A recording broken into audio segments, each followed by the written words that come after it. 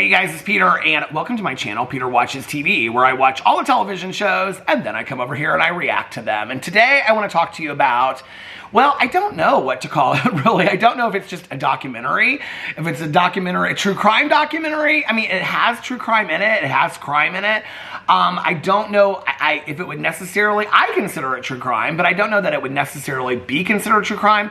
But this series is Girls Gone Wild, the Untold Story. So let me tell you how I found out about this show. It is currently airing on Peacock. It just came out last week.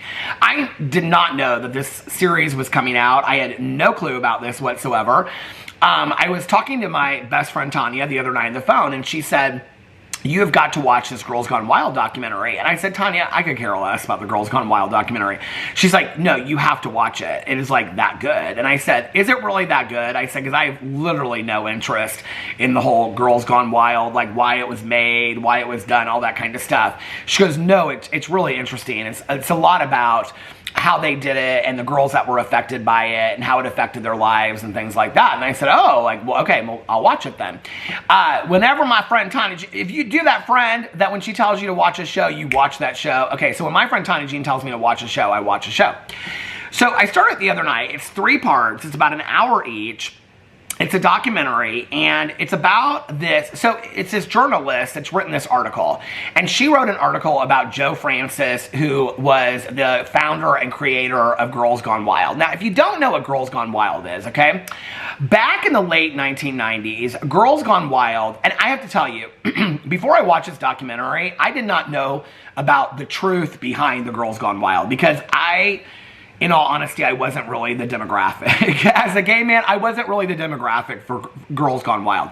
But I do remember the commercials being on TV about Girls Gone Wild. Okay, so Girls Gone Wild would be, you'd see these commercials come on at like 2 o'clock in the morning, you know, when you were watching like some TV shows like paid programming. And it would be these commercials that would come on. And for me, what I always thought it was like a lot of like girls that were intoxicated at spring break that were like lifting their shirts up, you know, and flashing people. That's what I thought it was. Like, I just didn't really think it was a whole lot deeper than that. I didn't know why. In fact, I didn't really even know that Joe Francis, the founder of Girls Gone Wild, had like any kind of like fame or notoriety until years and years later. I was watching an episode, so I think it was last year, 2 years ago, I went in and I started watching The Real Housewives of Miami from the very beginning. And one of the original castmates on there, Leah Black, was good friends with Joe Francis. In fact, she had this ball, this fundraiser that she would do every year, which was the Leah Black Ball, I believe, in Miami. And it was this huge fundraiser that she would do every year. And a couple of times, she had Joe Francis, who was the founder. I thought it was kind of bizarre. And the reason that I remembered, because she was very, like, conservative, and Joe Francis was known to be, like, this kind of, like, frat guy mentality, party scene, all this kind of stuff. So the two of them being friends was bizarre to me. But the reason why I remembered it was because he had dated the sister of another castmate on there, supposedly. And it was, like, this big part of this drama that had come out. That was kind of all I really knew about Joe Francis. Like, on the show, they talked a little bit about him, like, having gone to jail and things like that. But I didn't really know a whole lot more about Joe Francis other than that. So I started watching this documentary, and I had no clue how deep it went. So what the documentary is about, and I don't want to ruin it for you because I think it's a really informative documentary. I actually think it's really an important documentary, especially in 2024 going into 2025, and talking about, you know, women's rights and, you know, owning their own bodies and things like that. I think it's a really important conversation to have because it goes in and it shows how the beginning of Girls Gone Wild started and how Joe Francis got his start. And how he got his start was that he was actually doing like he was working for this company, and they would do like found footage of like that news stations wouldn't show, of like different things online. And so he started, I can't remember what it was called, like things the news doesn't want you to know or whatever. And he started putting out these like DVDs that he would sell at like 2 o'clock in the morning. And he made like his first $1 million off of selling those. Well, then he remembered like he'd seen some clip that like had fallen on the editing room floor of like, it was like, I think it was New Orleans during like Mardi Gras, and it was like women flashing for like beads, and he was like, oh, I could turn that into these videos, right? And so he came up with this concept for the Girls Gone Wild, the DVD series. And what it was that they would go to like spring break places, and then they would like get these girls to, you know, for like a hat or for like a tank top that said Girls Gone Wild on it, or like a trucker hat that said Girls Gone Wild or whatever, that they would flash for the cameras. That is literally the end that I ever thought it was. I didn't think it was anything more than that. Like I said, as a gay man, that wasn't my demographic. I wasn't like going in deeper and looking at them. In fact, it's interesting because when they are talking about it, a couple of the women are like, I was at this party and this guy had these DVDs. I don't remember anybody. And it wasn't like I exclusively only hung out with gay people. I mean, I knew a lot of straight people too back in my youth. I don't remember anybody having the Girls Gone Wild DVDs. In fact, I always kind of thought the Girls Gone Wild thing was kind of like this joke.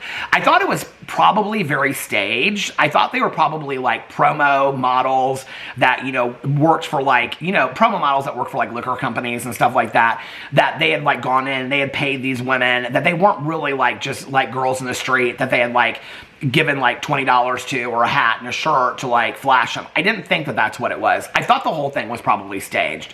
In fact, I remember thinking of it as a total joke. Like, is this real? Like, this just seems like a complete joke to me, right? Like, I don't really ever remember taking it seriously. But it ended up being like, apparently I think it was like a $44 million business at one point. What came out about it was that I did not know is that the Girls Gone Wild DVDs were not just girls flashing themselves. They had coerced a lot of these girls into doing like actual sex acts on video. I mean, it was full on porn that they were doing and not being financially compensated for it. Many of the girls were underage. And so Joe Francis started getting like all these lawsuits and stuff from people. And so what it is it starts off, and the weirdest thing is, like, this journalist goes to visit him. So he has fled the United States years ago, and he's lived in Punta Mita, Mexico ever since then, in this huge house. And he has never come back to the United States. And so basically, like, he left because he had this lawsuit. They questioned why it was that lawsuit. I think it was like he knew that there was going to be combined lawsuits that were going to happen because these women started suing him one after another. So he fled to Mexico. So all these journalists have written different articles about him and stuff like that.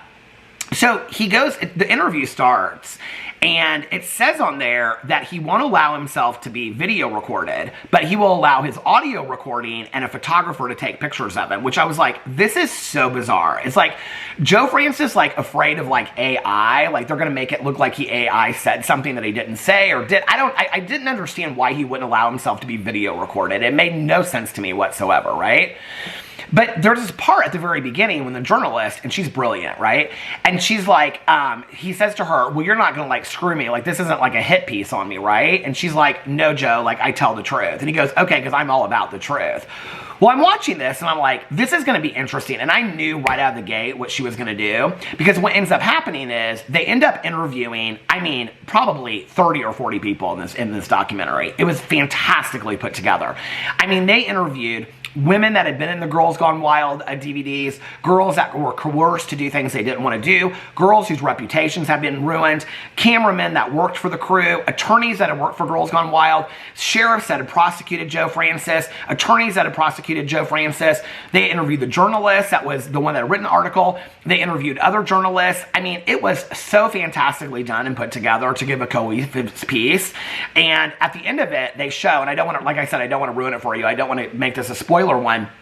But at the end, he writes this letter basically to her supervisor, you know, saying about her piece that she wrote about him. And he calls her all these horrible names. I mean, if one thing is proven by this show, it is that Joe Francis is one of the nastiest people on the face of the earth. I mean, they show in there like emails that he wrote to his mother where he calls her the most horrific names in the entire world, threatens his own mother. I mean, it is so disgusting, the lengths that this man will go to, and it's all just for money and greed. It is like so sad. I mean, the words that he calls women on there, it is so sad. And there's like this whole discussion of, well, the majority of the discussion of this Girl Gone Wild thing is, you know, did these women sign up for what they got? Because a lot of these women want their pictures taken down off these Girls Gone Wild videos. There's like archives now that you can apparently like see online and whatever. But like, they want their pictures taken down, but then like depending on like if they're really pretty and they were selling a lot, then they wouldn't get their pictures taken down and things like that. I mean, it is probably one of the most misogynistic documentaries I've ever watched, not to mention that I think at one point, like a big part of what they're in Panama City, Florida. That's where like a lot of his legal problem happens. And they're in Panama City, Florida, and they, at one point, like they have the police go through like, I think they get 175 hours of a raw, uncut footage for Girls Gone Wild. And they look through it and they identify, I think it's like 30 or 40 underage women, underage girls that have been like filmed. And so that's how they arrest all the people that are involved originally in Panama City for the Girls Gone Wild. They originally arrest them for racketeering because there's like multiple different charges that they're arresting them for. The thing is that when you watch this documentary, Joe Francis continues to get out of legal problems. And it's always kind of like, they didn't go about a search and seizure a certain way, or they didn't do this a certain way. And so he gets out of all of these issues one by one. I mean, it is so unbelievable. The man, when you watch this documentary, he is one of the most arrogant, misogynistic, I mean, he is not a good person. He is, I mean, from what they show in this, he is not a good person. It is so absolutely perplexing to me when I watch this. Many of the women that have filed lawsuits against Joe Francis and Girls Gone Wild are interviewed in this and talk about, there's like one that's like hidden behind, like you can't see her face. The rest of them are on camera and they are mothers today. They are women with careers and relationships, and they talk about how this one moment in time, I mean, one woman says something about, she's the one they interview the most. Her clip is literally like 9 seconds, and she would have people come up to her and have them like, I mean, I think her teacher had her, like she was in high school, her teacher asked her to sign the DVD. She had people come up to her years later, the pictures are still online. She was on the cover of the DVD because they thought that she was really pretty, and so she was in the cover of it. She's 9 seconds or something like that of the video, right? And she talks about how it has like literally followed her entire life. You know, this 9 seconds. These women were intoxicated, they were taken advantage of, they were coerced. Joe Francis encouraged his cameramen to never take no for an answer. I mean, they have recordings of what these men would say to these women, and one of the women was also a cameraman that went on, and this is when she stopped doing it. I thought this was really interesting take. So they interviewed this one woman that worked for Girls Gone Wild, and she explains why she worked for him and all this kind of stuff. Well, at the very end of the Girls Gone Wild business, before it files bankruptcy, he starts a business called Guys Gone Wild, which is basically 80% of it is, and I don't even remember this as a gay guy ever coming out, but 80% of it is targeted towards gay men, and 20% of it, I mean, it's all straight men in there, and he's playing into the straight fantasy, you know? And so he gets straight men to basically do the same thing that women were doing by taking off their clothes, masturbating on camera. Well, he has women go as the cameramen to do this, and this one woman is one of them that worked for him at the time. And she's like, it was the things I had to say to these men to get them to do the things that they had to do was so disgusting to me. She was like, that was when I was out. And I watched this, and I thought to myself, this is so interesting to me that as a woman that has worked for a company, okay, that has allowed this to happen to hundreds, if not thousands of other women, only when you are in the position, okay, that you are now being the camera person to men doing it, and you see what it's really like. You've sat for years and collected your checks. Now you think there's something wrong with it. Towards the end, they start quitting one by one, because then all of a sudden they get this, like, they all have these morals, right? The documentary is so interesting and so bizarre, and it really shows the greed of money. I mean, so this one jury, like, it totally, like, sides with Joe Francis against these women. And I mean, this one woman, like, her father passed away when she, like, she called him on the phone. It's such a tragic situation. She called him on the phone, and, like, then he passed away, like, from a heart attack. And, like, the jury, which was a jury of all women, and they talk about, like, the misogyny, you know, that was, like, in that jury, that they thought that, like, they thought that an all-female jury would side with women, but that these women were really judging women that would go out there while they're intoxicated and do these things, that they were basically saying that they deserved it. I think it's interesting. I think the timing timing of the documentary being released right now, I mean, Girls Gone Wild has been gone for years and years and years. I think it's so interesting that it's coming out right now. And I think in this time that we're talking about, you know, ownership of your own body and things like that, and this kind of judgmental status, I mean, we have, you know, I mean, he says on there that, like, they say at the beginning that Joe Francis basically says that he was the very first reality TV, that reality TV would never have existed if it weren't for him. He goes, there would be no Kardashians if it weren't for Girls Gone Wild. I'm like, oh, well, God, I don't know what we would have done without the Kardashians. But then he's talking about, the journalist even says that, like, much of, like, what we know about OnlyFans and TikTok and things like that would never have existed if this very, like, caught on film amateur reality didn't exist through Joe Francis. And although that may be true, you know, we live in a world when you talk about things like OnlyFans where people are able to take their power back, you know, and things like that.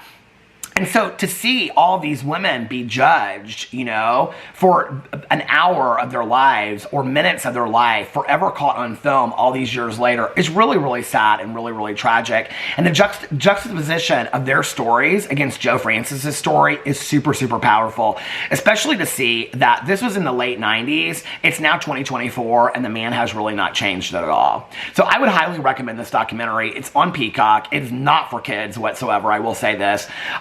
Trigger warning, it talks a lot about assault and things like that, and other things of that nature. But it is fantastically done. It's very, very interesting. So anyway, if you've watched it, let me know what you think in the comment section below. I love you guys, and I will see you tomorrow. Bye.